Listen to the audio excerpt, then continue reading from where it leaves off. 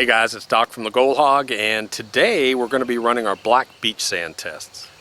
I've put this test off for probably about a year because a lot of people really don't understand black beach sands. Now the first thing, there's two things I want you to do. If you're watching this video, I'm going to put up a link right now.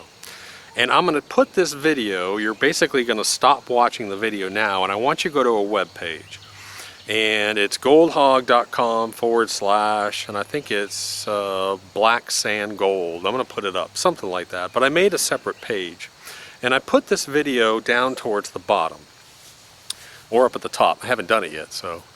And what I did was, last week we started formulating this test and the parameters of this test. And so what I did, and it's basically like a experimental outline. And or a scientific method outline. But I wanted to go ahead and we sat down and we looked at the problems, we looked at the situation, and we looked at some observations, and then we broke that down and explained that. Then we went to a hypothesis and some of our estimates and some of our thinking of what we thought was going on and ways we could counteract that and way we could work with this. And then we set out the guidelines for this test. Now if I went over all the guidelines for this test on this video, you'd be really bored because it'd probably take me about 30 minutes to explain it. So I want you to go there, and the first thing you need to do is you need to read what I posted up before I actually got to this point.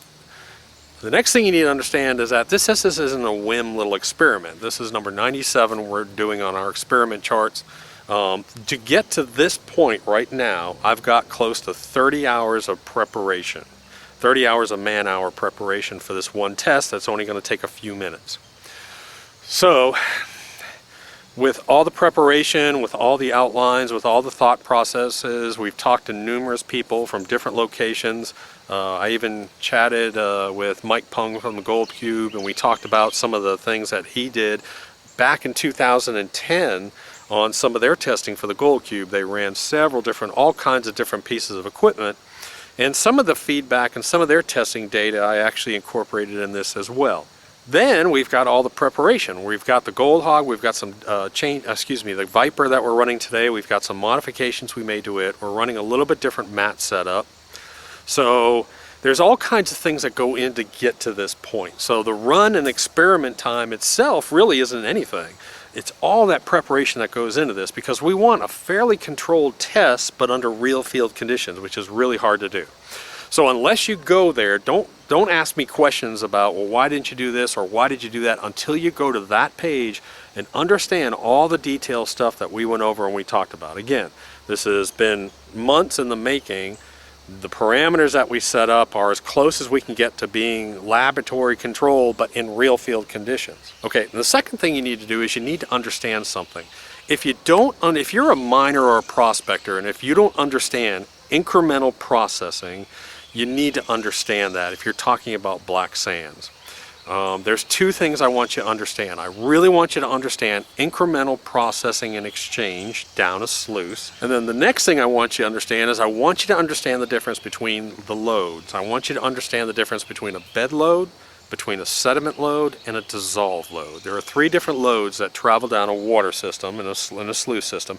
And if you don't understand those three loads, you're not going to understand the challenges of black sand, because black sand, the slurry almost immediately becomes 100% bed load, which plugs up your exchange system and your riffles and all that kind of stuff. And that's why it's so hard, because it plugs it up and it's very hard to exchange it out, and it's all so heavy, you have a real chance of gold actually riding down over those exchange points that are still exchanging. So there's a classroom video, and it's a classroom video number 1. And in that video, I talk about incremental processing and exchange. The other thing I talk about is I talk about the differences of the bed loads. I talk about, or the difference of loads, a bed load, a sediment load, and a dissolve load. You need to understand those to really understand the challenges, what we're doing here. So, the mat system that I have here, and I'll do this real quickly, but we have a scrubber, razorback, and a river hog, and the river hog is cut dead low. I mean, it's dead flat with this lift ramp. Because what I'm trying to do is the gold that we're running through here is extremely fine. And a lot of it's really flat. It's two-dimensional gold. So what I have to do is I have to have high exchange rates, but I can't introduce a lot of turbulence to this. So what we're doing is we're using this matte pattern. So what happens is the slurry is going to go over the scrubber, it's going to lift, and then it's going to fall. And it's going to fall in the lower half of the scrubber, and it's going to fall over the razorback. And then the same thing, it's going to be lifted over that river hog cut, and then it's going to fall. So what I'm doing here is to help open up that bed load and expose more exchange into this. Is I'm running the water fairly fast, but I'm removing turbulence, but at the same time I'm going to a lift and fall pattern, lift and fall pattern. If I just have a straight mat or straight exchange, it's going to plug up, it's not going to want to exchange out. If I go to something like riffles, there's going to be too much turbulence and it's never going to settle down. So it's a lift and fall pattern, lift and fall pattern. And a good example is the gold cube. The gold cube actually has an exchange chamber in it where the gold settles down the bottom and everything comes out of that chamber and it lifts. And the gold is the lower, it drags along that bottom and is the first thing to fall out, and the lighter material goes down and falls down further. That's why if you look at a gold cube, you're going to see a line of gold right at the front, because it's a lift and fall pattern. It's a lift and fall pattern. And that's the primary premise behind the gold cube. Now we'll be taking all these tailings, we're going to capture 100% of them, we're going to run them to the gold cube, and honestly, I don't think that we're going to have a passing grade on this run. I think I'm going to have to make some adjustments on this. I don't know what they are. Again, I made a hypothesis, I made a guess that this is the best way to do it, and we're going to test it. If I can get close to 70–80% capture rate on this run, we're going to be running 200 pounds of black sand. All the gold is 50 mesh or smaller, tons of -100, lots of 150s, lots of flat gold.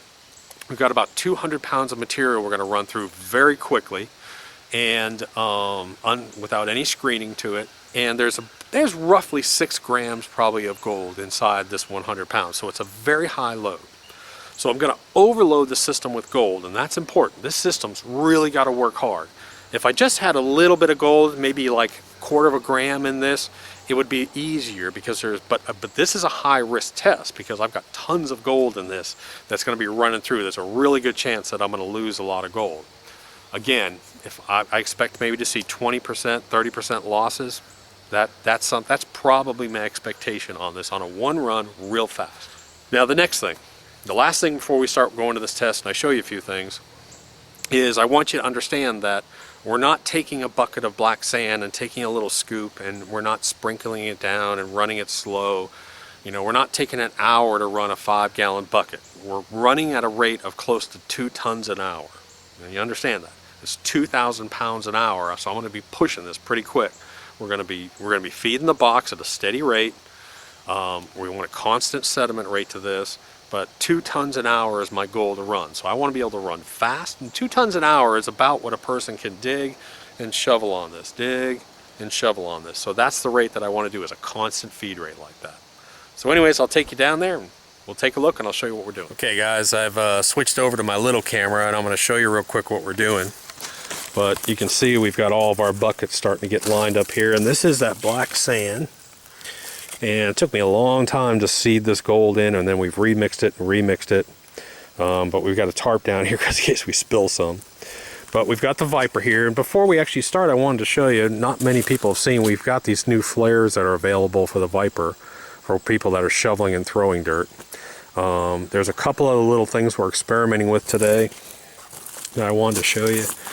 One are these new side flaps, and if you have a Monster Hog or a Viper, we're sending you these free. And these little side flaps attach, and what they do, let me see if I can show it to you, but what they do is they actually kick this falling water inward. We had some water coming off the sides here, and so now these little side flaps, we're actually going to build these into it eventually, but right now we're putting these sort of angled flaps in here where it kicks all the water inside here, which is really nice. We were losing some of our water here, so we wanted to stop that. The next thing we're doing today is, normally we have miner's moss down here behind this reverse ramp riffle. Let me show you that.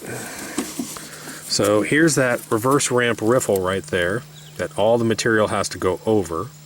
But today, instead of the miner's moss, we're going to use this 1/4-inch punch plate over it. And it should calm down, it shouldn't clear out. So we should probably see a fair amount of gold up in here. We have this little settling mat, and of course I'm going to show you it running here. I tested this. You can tell it's fall because the leaves are starting to fall in here. But you're going to have the velocity on this is going to be a medium velocity here. I'm going to pull this safety bridge out. You're going to have a slow velocity here, medium velocity here, and it's going to get faster. So I have 3 different velocities, and I call this R1, R2, and R3. We don't have an R0 really up here. We do, but it's crazy. Anyways, so that's the setup. The next thing we're going to do is we're going to catch 100% of our tailings. When this bucket gets full, we'll swap it out over here. I've got set up over here, we've got set up the gold cube, and we're going to take and we're going to run all of our tailings through the gold cube very, very slowly. So what we're going to do is we're going to take our tailings and we're just going to basically just drizzle, drizzle, drizzle. And I may even run them through here twice just to be safe.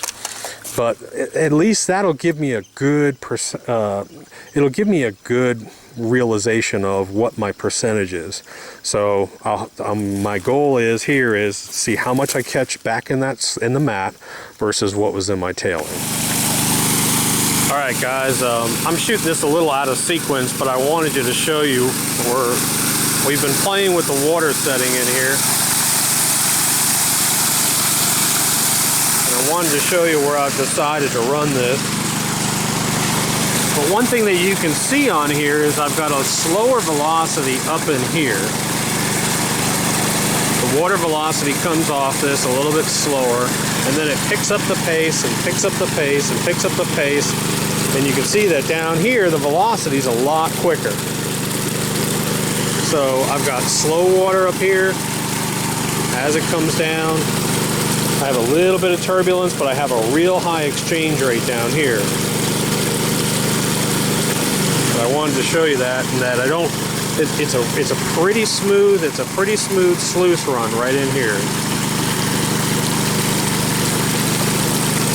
Again, we'll be catching all of our tailings. We got 2 buckets. We'll replace this one and put another one in here when it gets full. Hey guys. I'm actually getting ready to run. I've got my phone, which I'm going to do a time on this to see how long it takes us to run. It's 200 pounds, and I got 2 cameras running. So I'm going to leave one stationary and one that I'm going to hold so you can see it. But, are you ready, Joe? All right, go ahead. So we're going to start running now. We'll see how long it takes, and we'll watch what happens.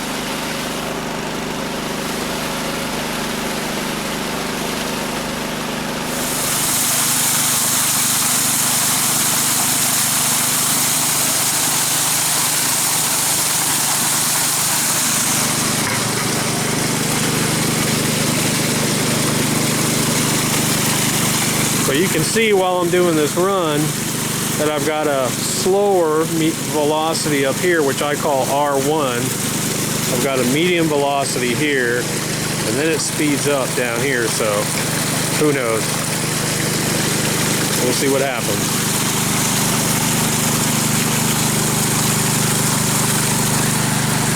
Doggy's watching the test too.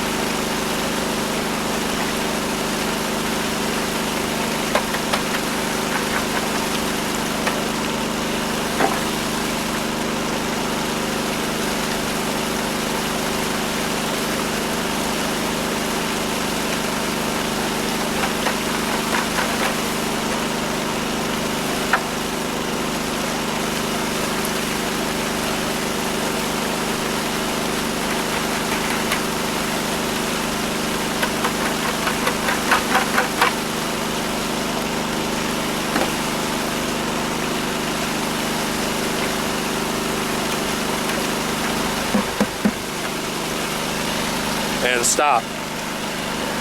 4 minutes and 42 seconds is our run time. Pull that end tray out. All right, so that was the run. We did, it was right at 200 pounds and 4 minutes and 42 seconds. Now, I expect to see some real heavy losses. That was a lot of material. That was a lot of gold run through in 4 minutes and 42 seconds. So let's see. I mean, it's tens of thousands of pieces of gold, tens of thousands of them. So we'll see what happens.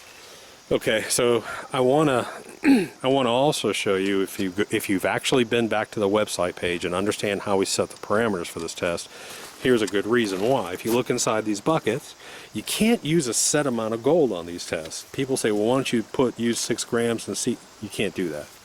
Okay, you've got little bit traces of gold in here inside these buckets. There's still black sand. There's going to be some gold.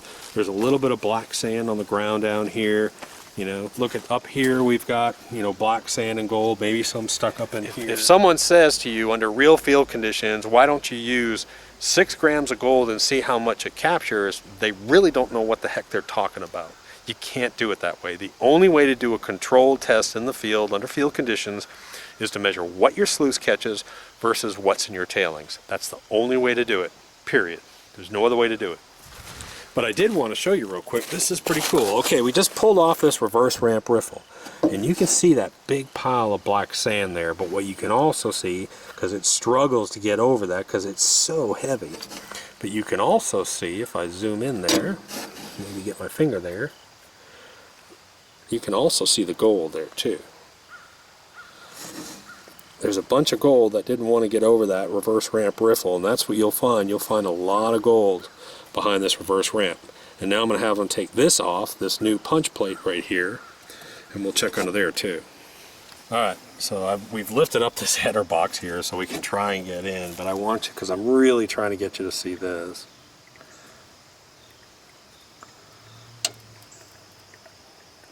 And she's not wanting to focus. I'm going to grab the other camera. Okay. Alright, so now I'm going to try and do this again. So you can see this fluid bed under here and what happens. You can see all that gold up in there. Again, there's not a whole lot of black sand, there's a lot of gold, but look right in here. Look at that. Where that reverse ramp riffle is, you can see what happens. Anytime you fluidize this area, like right in here, you start fluidizing that area, the gold is going to sit like a gold over my hand. But it's just really cool. And you can see it being worked down here, further down the mat. You can see it behind the razorback. Right behind that razorback ripple. And you can see it down here. This is the river hog, and you can see it. Look at the ramp. Then it goes to the pre-ramp, and then we have that cut area, and you can see what's on there right there. Just loaded. So that's pretty cool. Alright, so let me tell you what we're going to do here. We're going to bring over the tubs one at a time, and we're going to run this stuff through. And I'm probably going to run it through twice, but the thing is we're going to run it through slow. It's going to take us about half an hour to slowly drizzle this through the gold cubes, because I really want to make sure we're getting a good exchange rate. So we're just going to drizzle it and drizzle it and drizzle it nice and slow. And I'll probably grab the catch basin. I'm going to catch the tailings off this, and I'll probably rerun it a second time just to make sure I get it all, just for accuracy. Okay guys, I wanted to show you that we're set up, and we're running all of our tailings through the gold cube. We're going to run them through twice, I believe.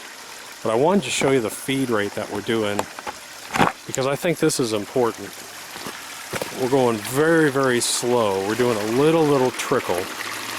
So we're fluidizing the gold here, make sure it's not floating, and we're barely trickling it and barely trickling it to make sure I've got 3 trays, good exchange, because I want to see all my losses. And there will be losses, I guarantee it in here. I just don't know what the percentage is. Again, this process here, this tailings test here, this is going to take us 30 to 45 minutes to run this material through here, just because we want to go slow.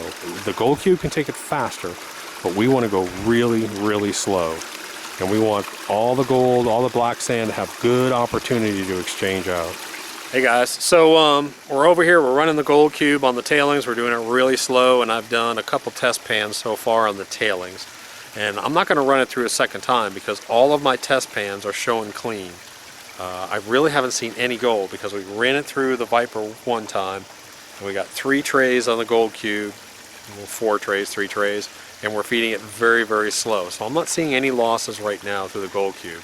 So I'm only going to run it through one time. If I start to see any losses, I'll keep test panning. If I start to see any losses, then we'll switch the tubs on the tailings and we'll grab that later run out.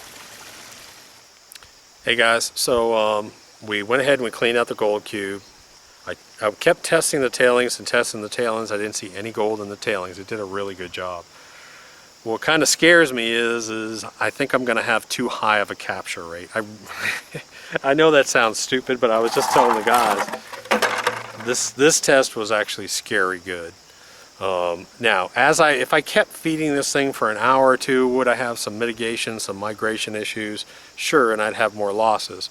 Again, it was only a 4-minute run, but it was super, super heavy run. If I went longer and did a full hour run, I'm sure I would have some migration issues, that's obvious. But for this result so far, it's pretty scary good. So I'm going to try and show this to you.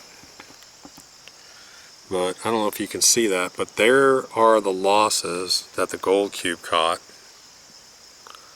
And my goodness, if that's all my losses I had out of this run, I'll tell you what, that's really scary.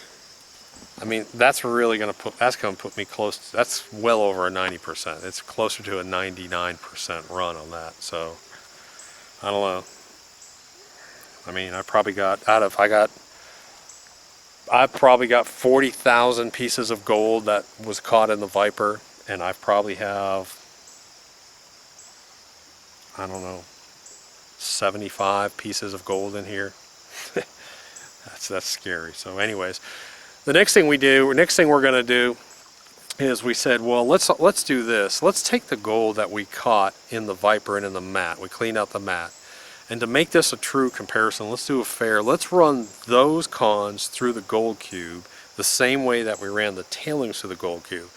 So I've already pulled out the mat. We've got a little, it's only a little bit. I'm going to run it to the gold cube and see what happens. But that's fair. I say if we ran the tailings to the cube, let's run our cons to the cube too. Okay guys, so I want you to see the difference here. You can see sort of inside the mat here, even though there's a lot of black sand inside this stuff, you can start to see all the gold that's inside here. So you'll see a little bit up here, but you'll start to see it more down here. And you can see how this fills up and how it battles the exchanges. You can see the black sand inside that vortex, and it really battles. It's hard. It's really tough. Okay, this is pretty funny, but I just dumped this in here. I want you to see it. That's from tray number 1. You can see that gold in there. That's pretty cool. Alright, so I'm going to do this carefully.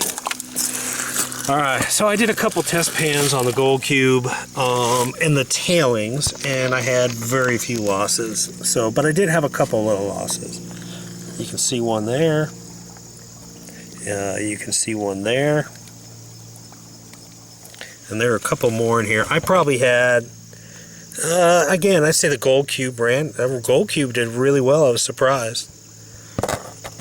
Gold cube did really well, but it did have a few losses. So overall, that was good. So we know that the gold cube ran really high rate on this stuff.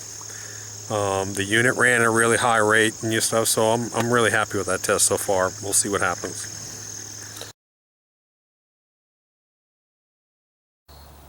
Hey guys, so I'm about to take you and show you the results of the tests. And I want to tell you something first, that this was a real pain in the butt because I had to pan this stuff, and I mean teaspoon by teaspoonful to get all these little specks out. And I did it real carefully on the tailings. So I had about 1.5 cups from the tailings go running through the gold cube, 1.5 cups of my stuff through the mats. And when I did the tailings, I actually was very, very careful and got every single speck of gold out. When I did the cons from the Viper, it got to the point it was just crazy. I still have probably at least half a gram of gold that I'm not going to get out of it. I just got too tired. So let me show you the results from that. I don't even know if this is going to show up, but I figured I'd show you the process of panning some of this and working the losses. So here are my cons, and what I'm doing is tablespoon, actually half a teaspoon at a time, going through and trying to pull out losses. So I'm going through here and having to pull out losses, pan it about a half teaspoon or about a teaspoon at a time, pulling out every single piece out of here. Okay guys, so I'm trying to show you losses, and it's really hard with this lighting I've got. Now this is a result. After the gold cube, I had about a cup and a half of concentrates, and it took me an hour and a half, about a teaspoon at a time, to pan this down. And so what I'm going to show you are the losses, and you can see it. And I would say, I'm just going to ballpark the losses. I would say there's probably about 150 pieces in here. That's just my ballpark guess. I would say about 150. And that's down to visible gold, probably in the 150, some 200 stuff in here. But you can see those losses. Alright, so I showed you the losses, so now comes an important part into play. So you're going to look at these losses and say, wow, that looks like a lot of losses. But here's where I want to, this is sort of where we separate the men from the boys, and from the analytical mind to just people just spouting off. I don't know any other way to say it. If you have, we estimate we had 50,000 pieces of gold run through this system. If you had a 1% loss rate, how many pieces should be in your losses if you have a 1% loss rate? The answer to that is 500 pieces. So let's say I have 200 pieces in my losses. I'm really happy with that. Now, may I have missed a couple little pieces panning it out? Sure. Did the gold cube have a few losses? Sure. But overall, we tried to pair up our losses and our testing equally. So I'm really happy with that test. That was really good. I'm glad to see that. That was shocking to me. Okay guys, I just wanted to give you some sort of comparison here. But here's the first tablespoon. This is the first tablespoon out of the cons from the mats. And I have 2 cups to run through. So you can see the comparison just, I mean, this is going to be such a pain in the butt.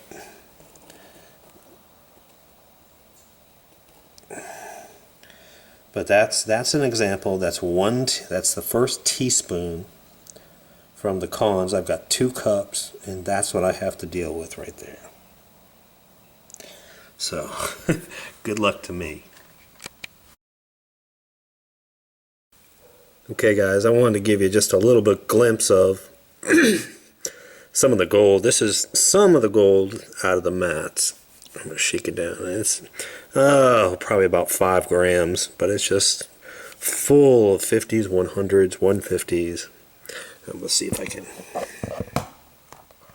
sort of get some of it on there for you.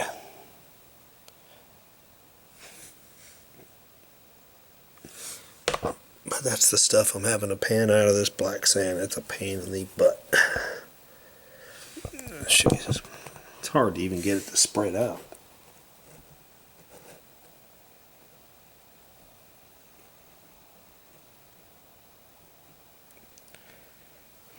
Okay guys, I'm doing this kind of haphazardly now because I've actually done it already, and I'm just going to show you again. But I'm going to take my little cup here and I'm going to tear it out,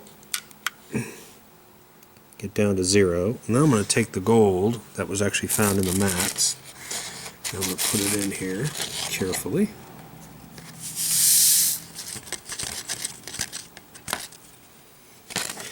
And 7.28 grams, 7.3 grams roughly, somewhere in there. Now the losses, I couldn't even get the losses to register almost. it was barely a grain, not a gram. And there's what, 15 grains in a gram. So I had maybe half a grain in losses. And if I convert this over, I'm going to convert this over to grains. There we go. And you see I have 125, excuse me, about 112 grains. So I would have to reach just over a full grain to be at 1% loss. So I'm pretty happy with that. Weight-wise, count-wise, both. Pretty good result. Oof. Hey guys, so anyways, as you can probably tell, the sun's setting back here. I've been working on this almost all day, and I'm just about through with it, to be honest. So great results. Over 7 grams caught in the Viper, less than 1 grain in the losses overall. So I'm just really excited about that result. Was it a perfect test? No, but it was pretty good for control, for having a field test under field conditions, running it really hard, really strong. I'm pretty happy with that.